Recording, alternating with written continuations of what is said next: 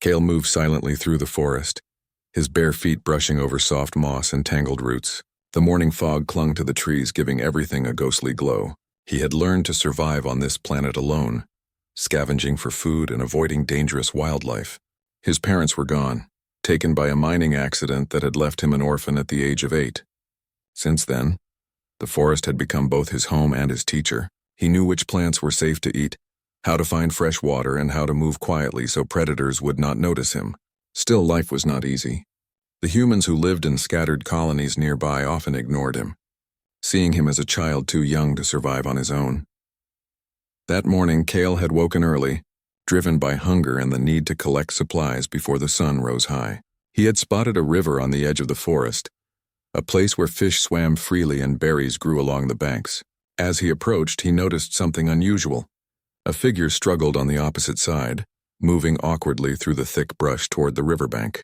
At first, he thought it was an animal, but as he got closer, he realized it was an alien. The alien was unlike any Cale had seen before. Its skin shimmered faintly under the morning light, and its limbs were thin and jointed in a way that made walking difficult.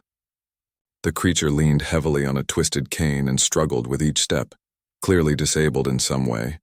Cale's heart went out to it immediately. The river was wide and its currents were fast, swirling with sudden strength. If the alien tried to cross alone, it would be swept away. Cale's first instinct was to help. He ran down the riverbank, searching for a place to cross safely.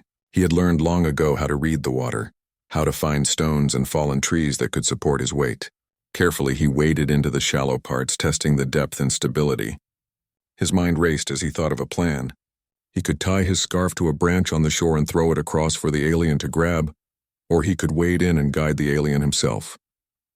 He chose the latter. The water was cold, biting at his legs as he moved toward the center. Cale called out softly to the alien, "I'll help you. Don't try to cross alone."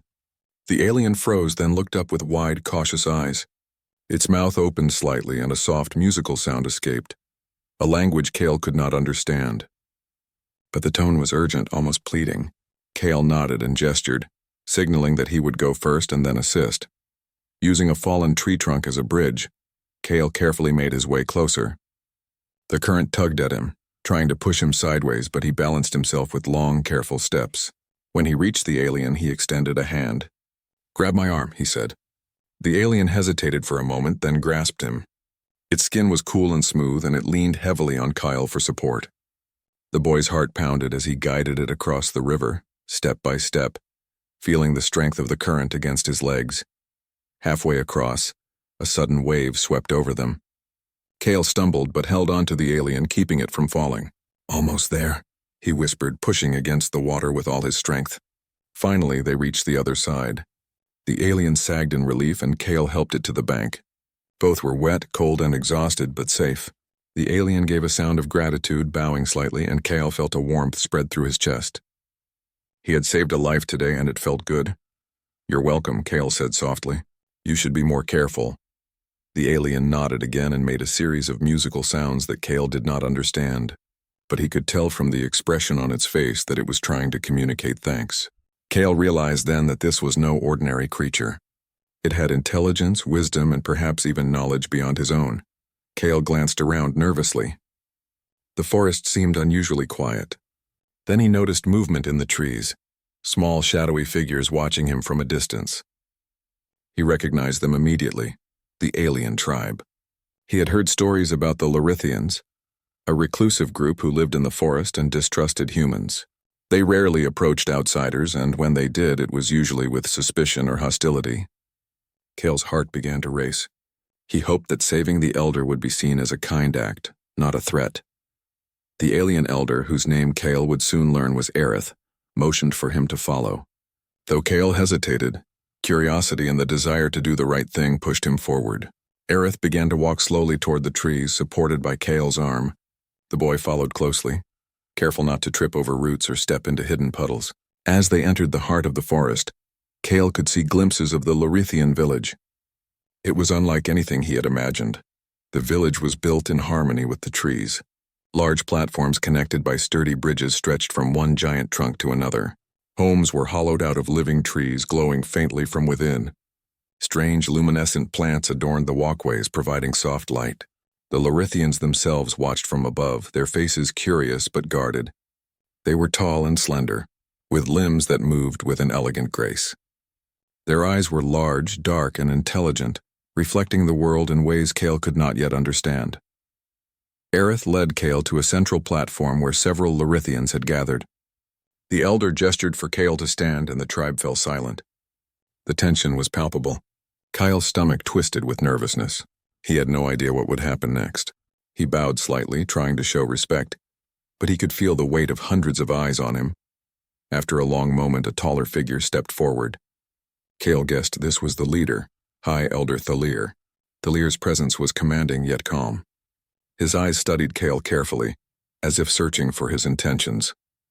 Cale swallowed hard and spoke clearly. "I only wanted to help Aerith cross the river. I didn't mean to disturb your tribe." Thalir regarded him silently, then nodded slowly. Though he did not speak, Cale could sense that the tribe was debating what to do. Some of them looked suspicious, while others seemed impressed by the boy's courage. Aerith made another series of soft sounds, this time turning to Thalir, and the elder seemed to explain something. Cale could not understand the words, but he sensed that it was an explanation of what had happened at the river. Finally, Thalir spoke in a language Cale could not comprehend, but Aerith translated in gestures and simple sounds. "He helped me when no one else would. He risked himself to save a life. He is not our enemy." The tribe murmured among themselves, a mix of relief and curiosity. Cale exhaled slowly, feeling some of the tension lift. Aerith turned to Cale and motioned for him to follow. "Do you want to see the village?" the elder seemed to ask. Cale nodded eagerly. He spent the next hours walking through the platforms and bridges, learning about the Lorithians' way of life. He marveled at their harmony with nature, their respect for every living creature, and their intelligence. Though he could not communicate fully, he learned by observing. He watched them share food, care for the young, and listen to the elders. The tribe's customs were different from human ways, but the principles of kindness, courage, and community were universal. As the sun began to set, painting the sky in shades of orange and purple, Cale realized he had spent the entire day with the tribe. Aerith guided him to a small platform with a soft mat and a bowl of food. Cale had not eaten properly in days, and he ate hungrily, feeling both tired and exhilarated. The elder sat nearby, watching him with a gentle expression. Before Cale could speak, Aerith pointed to the river where they had first met and then back to the village. It was clear that the elder wanted to thank him in a meaningful way. Cale understood that the tribe might have their own way of repaying him, but he did not expect what would come next. From the shadows of the trees, a young Lorithian approached. It was a child similar in age to Cale, with curious eyes and a small smile. The child extended a hand and Cale shook it hesitantly. Though they could not speak the same language, they began to communicate in gestures and shared laughter. Cale realized then that even in a world so different from his own, friendship was possible. That night, as Cale lay on the soft mat under the glowing plants, he thought about his life. He had survived alone for so long, but now he felt a connection he had never known.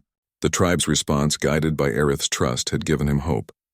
Perhaps this was the beginning of something greater, a chance to belong, to learn, and to make a difference not just for himself, but for others. Cale closed his eyes, listening to the gentle hum of the forest and the distant sounds of the river. He felt safe, yet he knew challenges awaited him. Tomorrow he would meet the tribe fully, learn their ways, and prove that a human boy could be a friend, a helper, and maybe even a hero. But for now, he allowed himself to rest, letting the warmth of Aerith's gratitude and the village's cautious acceptance fill his heart. As the stars appeared above the canopy, Cale whispered to himself, "I did the right thing today. Maybe I'm not so alone after all."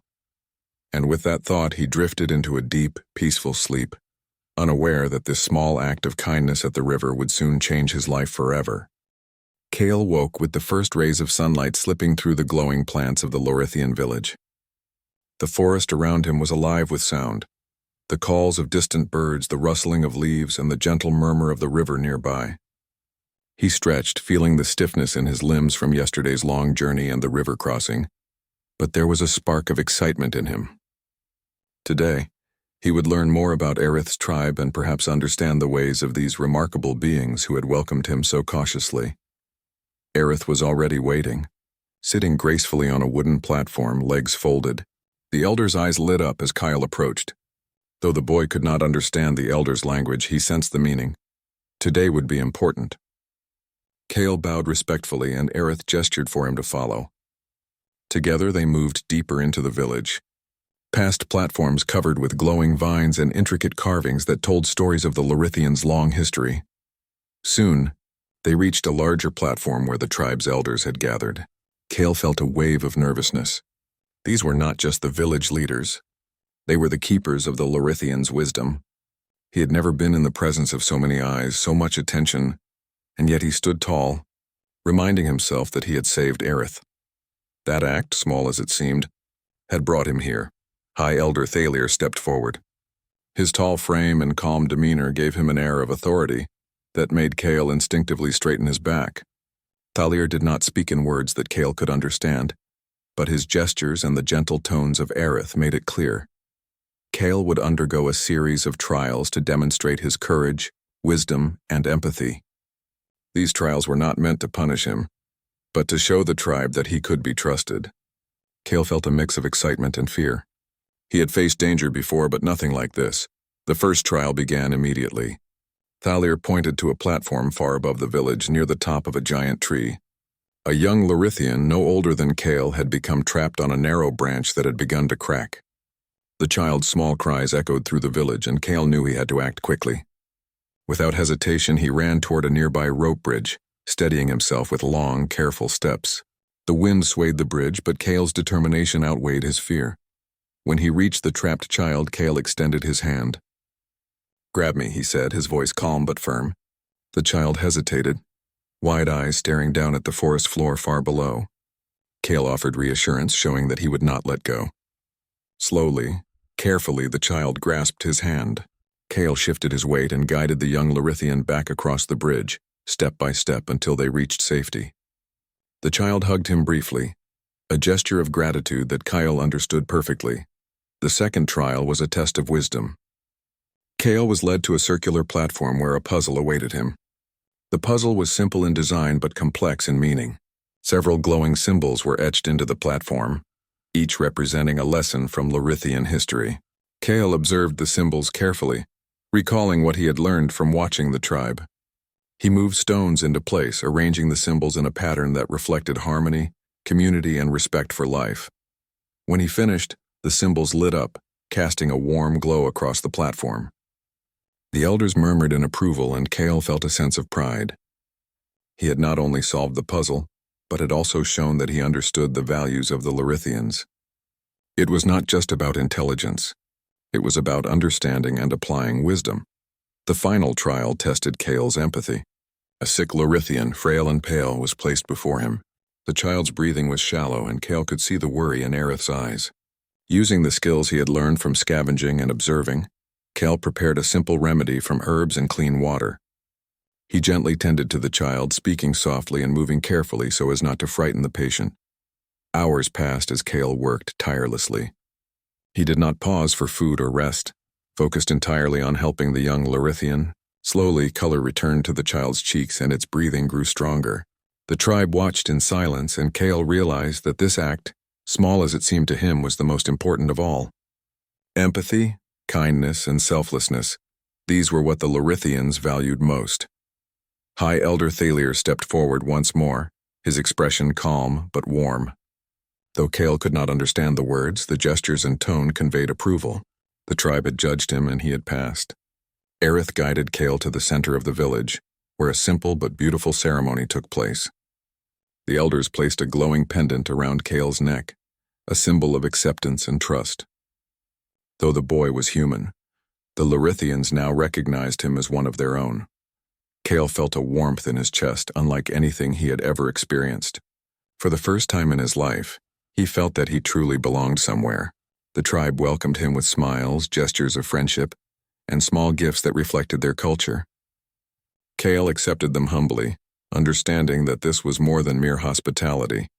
It was recognition, respect, and trust. Aerith guided Kale to a quiet corner of the village, away from the crowd. The elder placed a hand on Kale's shoulder, a gesture of deep gratitude and approval.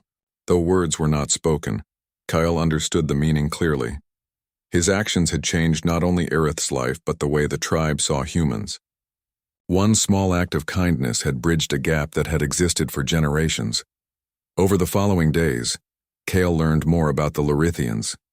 They taught him their ways of living in harmony with nature, their methods of communication through sound and gesture, and their deep respect for all forms of life. Kale shared stories of human settlements, of his own struggles, and of the small acts of courage he had performed alone in the forest. Though the language barrier remained, understanding grew through gestures, expressions, and shared experiences. The bond between Kale and the tribe strengthened. He helped gather food, repair damaged platforms, and care for the young and elderly. In return, he received knowledge and tools that could improve life in his human colony.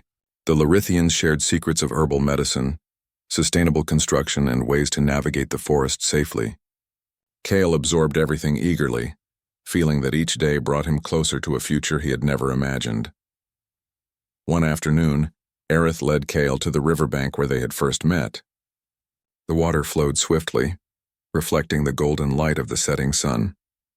Kale remembered the fear and determination he had felt during the rescue, the weight of responsibility and the rush of triumph. He looked at Aerith, who made a small gesture of thanks, and Kale realized that their bond had grown beyond words. Trust, respect, and genuine friendship now connected them. As Kale prepared to return to his human settlement, the tribe gathered to see him off. High Elder Thaler approached, placing a hand gently on Kale's shoulder. Through gestures, Kale understood the message. He was always welcome among the Lorithians, and his actions would be remembered. The elders presented him with a small token, a crystal that glowed with soft light. For courage and heart, Kale thought the gift meant. Kale felt a surge of pride and humility. He had started as an orphan, alone and overlooked, surviving day by day. Now he was a bridge between two worlds, a human recognized for bravery, wisdom, and empathy by beings from a distant planet. The realization filled him with hope and purpose. He understood that even a single act of kindness could change the course of many lives. And that courage was not only about physical strength, but also about compassion. As he walked back toward the edge of the forest, the Lorithians waved, their faces glowing in the twilight. Aerith walked beside him until the last moment, then nodded and turned back toward the village. Kyle watched the elder disappear among the glowing platforms and towering trees, feeling a connection that would never fade. When Kale reached his human colony, he shared the story of the Lorithians with anyone who would listen. At first, people were skeptical, but the evidence was clear. Kale had gifts, knowledge, and a confidence that could not have come from mere imagination. Slowly, the human settlers began to see the Lorithians differently. Fear and suspicion gave way to curiosity and respect. Cooperation between the two communities grew, inspired by the actions of a small human boy who had simply chosen to help another being in need. Kyle never forgot the lessons he had learned in the forest. He remembered the fear and the courage, the puzzles of wisdom and the quiet power of empathy. He carried the glowing crystal close to his heart, a symbol of trust and hope. In every decision he made, in every challenge he faced, Kale thought of the Lorithians and the river that had changed everything. Years later, Kale would become a leader in his community, guiding humans and aliens alike toward understanding and friendship. He would tell the story of the river, the disabled elder, and the tribe whose lives he had touched. And in every telling, he would remember the simple truth that had started it all. Even one small act of kindness, offered without thought of reward, could change the life of a boy, a tribe, and a world. On quiet nights, Kale sometimes returned to the riverbank alone, staring at the shimmering water and imagining Aerith walking along the glowing platforms of the village. The memory was never far from his heart. It reminded him that courage was not about power, but about choice, that empathy could be stronger than fear, and that one human, no matter how small, could make a